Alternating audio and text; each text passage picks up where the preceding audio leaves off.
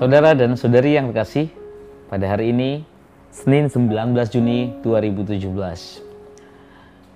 Injil pada hari ini dan Injil untuk beberapa hari ke depan akan berbicara tentang khotbah, di mana kita sering mengenalnya khotbah Yesus di atas bukit bagi para pendengarnya.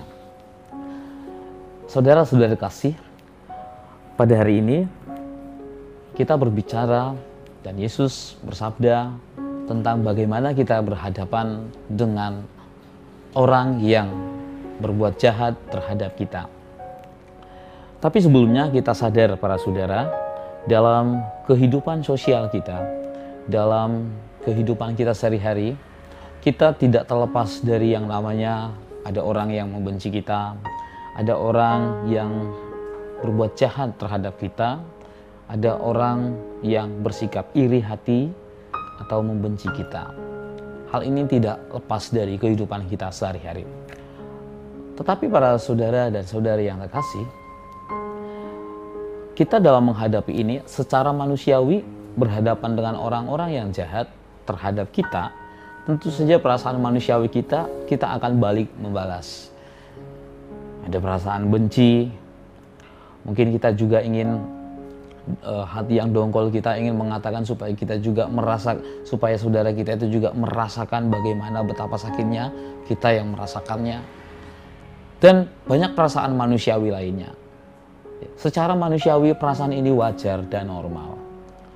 Tetapi Yesus pada hari ini menawarkan sebuah sikap yang baru, sebuah sikap yang lain sama sekali. Yesus meminta kita untuk bereaksi sesuatu yang rasa-rasanya hampir tidak mungkin di mata kita. Mengapa hampir tidak mungkin? Karena Yesus berkata pada hari ini, kalau ada orang yang berbuat jahat kepadamu, jangan melawan. Suatu hal yang sangat paradoks tentu. Sebuah hal yang menurut akal manusiawi kita, rasanya hal itu tidak mungkin. Tapi para saudara dan saudari terkasih, Yesus datang membawa kebaruan. Kebaruan yang dimaksudkan oleh Yesus adalah di sini. Kalau kita membalas kejahatan dengan kejahatan, maka rantai kekerasan tidak akan pernah berhenti. Mata ganti mata, gigi ganti gigi. Tetapi kalau saudara dengan tidak melawan orang yang membenci dan memusuhi kita, kita memutus rantai kekerasan itu, dan kita membuka rantai yang baru.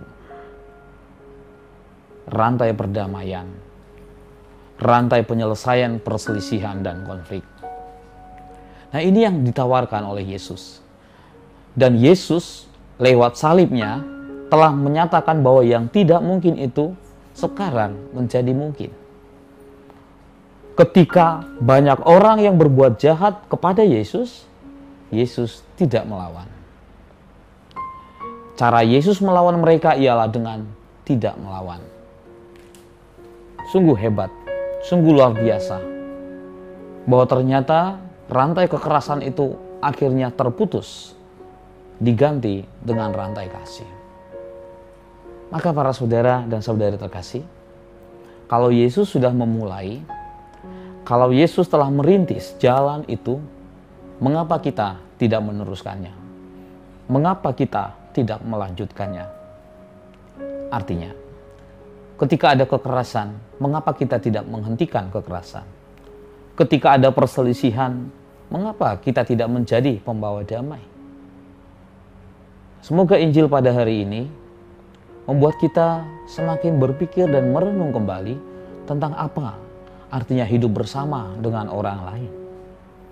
Dan lebih daripada itu, kesempurnaan hidup Kristiani mengundang kita untuk membalas kejahatan bukan dengan kejahatan, melainkan dengan kebaikan.